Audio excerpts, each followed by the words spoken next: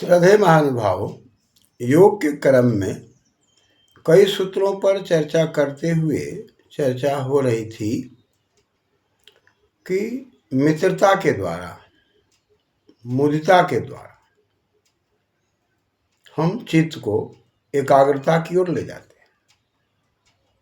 और विषयवती प्रवृत्ति है शब्द रूप रस स्पर्श गंध, तो इसके द्वारा भी हम उसको समझ करके जिह्वा के मूल में, जिह्वा के मध्य में, जिह्वा के अग्रभाग में और तालु में, नासिकाग्र अंतर्मुखी होकर के भी साधना की दुनिया में चित्त की एकाग्रता हो जाती है।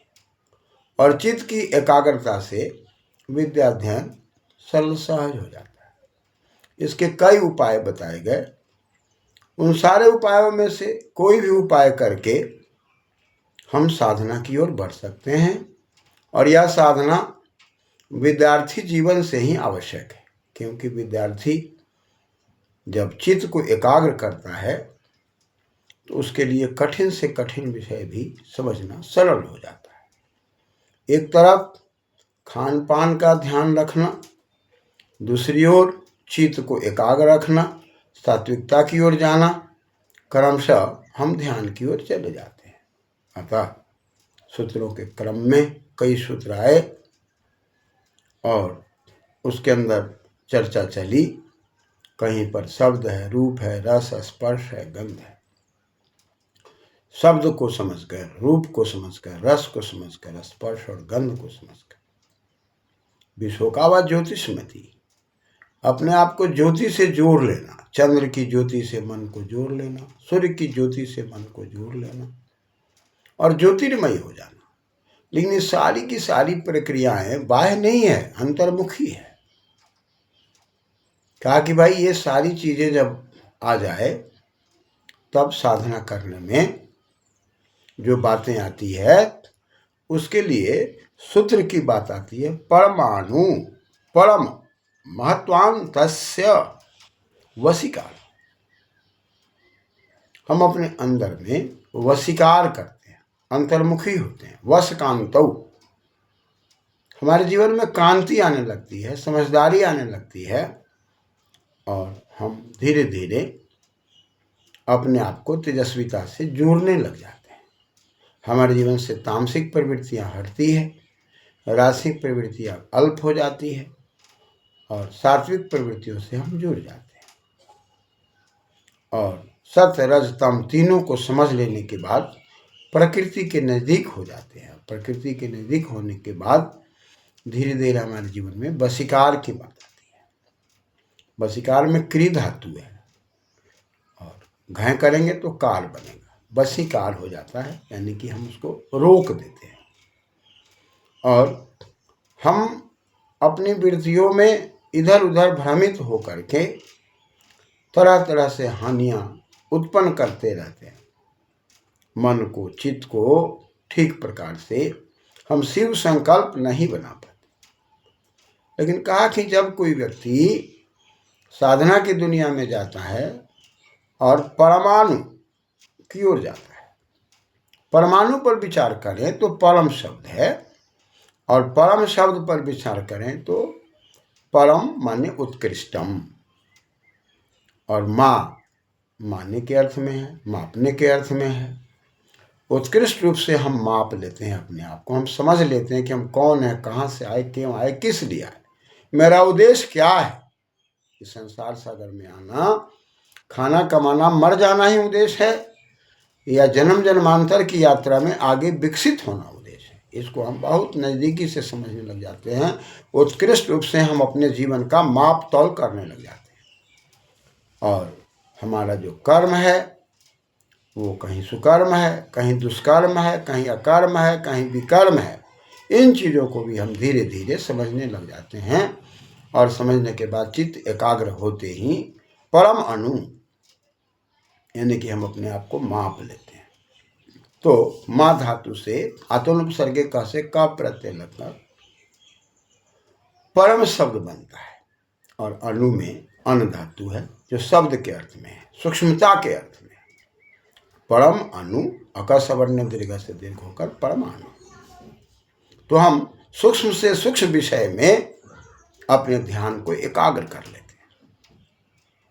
हम किसी भी विषय का अध्ययन करते हों, physics, chemistry, math, English, Ayurveda, दर्शन, व्याकरण, तो उसमें सूक्ष्म से सूक्ष्म विषयों को समझना बड़ा सरल हो जाता है। ऐसी परिस्थिति में साधना की दुनिया में जाने के बाद हम परमाणु की ओर जाते हैं, सूक्ष्म से सूक्ष्म हमारी दृष्टि हो जाती है। और हम यदि अंतर्मुखी होकर के ध्यान की दुनिया में जाते हैं तो बहिर्मुखी नहीं, अंतर्मुखी में ही सूर्य, चंद्र, तारे, नक्षत्र, ब्रह्मांड, आकाश की जो वृत्तियां हैं, उन सारे आकाश की वृत्तियां भी अंतर्मुखी होकर के हमें ऐसा आभास होता है कि हम आकाश के नज़दीक हैं, चंद्र के नज़दीक हैं, सूर्य के नज़दीक हैं।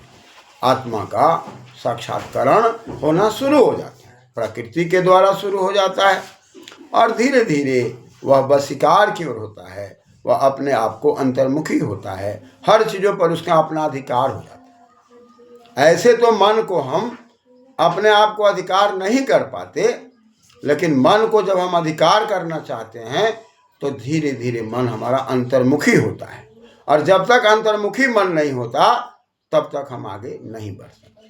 तो कहा कि परमाणु, परम महत्व में महत है, और तस्य भावस्त्व तल, उसने त्व प्रत्यय लगा हुआ। परम महत्व और महत्व में अंत शब्द है। अंत माने सार तत्व, अंतर्मुखी तत्व, अंदर में जाने की प्रवृत्ति। और परम महत्व, परम का भाव, उत्कृष्टता का भाव, अंतःकरण को पवित्र बनाना, और परम महत्व अंत, अकस्मण्य दीर्घ से दीर्घ होकर के परम महत्वांत।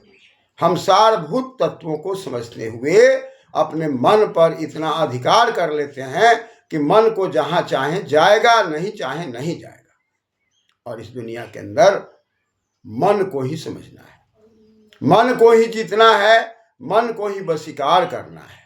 और जब कोई व्यक्ति मन को अंतर्मुखी कर लेता है, वो जहाँ चाहता है वहीं मन जाता है। एक है कि अपने मन से मन जाता है, और दूसरी बात यह है कि मन को हम जहाँ चाहेंगे वहाँ जाएगा। ऐसी परिस्थिति में परमाणु, परम अणु, हमारा जो आपका परम तत्व है, और उस परम तत्व के अणु में सूक्ष्मता से सूक्ष्मता में महत्व की ओर बढ़ते हुए और वशीकार करते हुए इसका, इस मन का, इस चित्त का अपने जीवन के अंदर अंतर्मुखी करते हुए हम आगे बढ़ जाते हैं। तो कहा कि परमाणु परम महत्वांतस्य, महत्व, महानता के भाव, आनंद के भाव, और आनंद के भाव में वशीकार। इस प्रकार से व्यक्ति का व्यक्तित्व अब अपने मन के वशीभूत हो जाता है। हम बुद्धि के द्वारा, आत्मा के द्वारा, परमात्मा के द्वारा मन को ठीक प्रकार से संयमित करने लग जाते हैं। एक सामान्य बात है कि मन जहाँ जाता है वहीं चले जाते हैं। मन आँख के साथ निर्देशित हो गया, और मन जो है आँख से निर्देशित हो करके वो रूप की ओर जाने लगा तो हम रूप को देखने लगे, सुगंध की ओर जाने लगा तो सुगंध को देखने लगे, जिह्वा की ओर जाने लगा मन तो हम जिह्वा से जो स्वाद है उधर जाने लगे। लेकिन स्वाद के अंदर कौन सा स्वाद स्वास्थ्य के लिए लाभकर है, और हम रूप के अंदर जाते हैं तो कौन सा रूप हमें क्रिया की ओर ले जाना है, उसकी ओर रूप ले जा रहा है।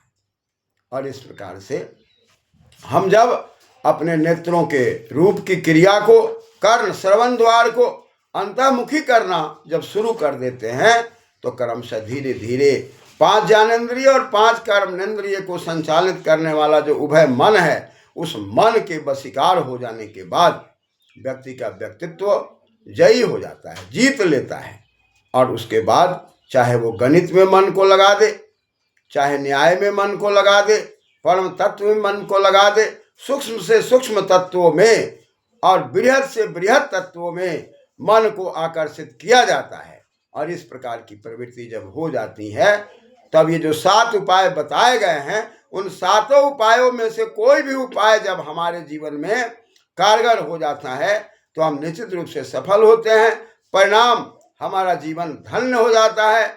और इस प्रकार से व्यक्ति का व्यक्तित्व शासित होकर के, अनुशासित होकर के, चित्त के वृत्तियों को रोका हुआ व्यक्तित्व, मन को अपने वशीकार किया हुआ व्यक्तित्व हर प्रकार की चीजों को प्राप्त करने लग जाता है क्रमशः। धन्यवाद।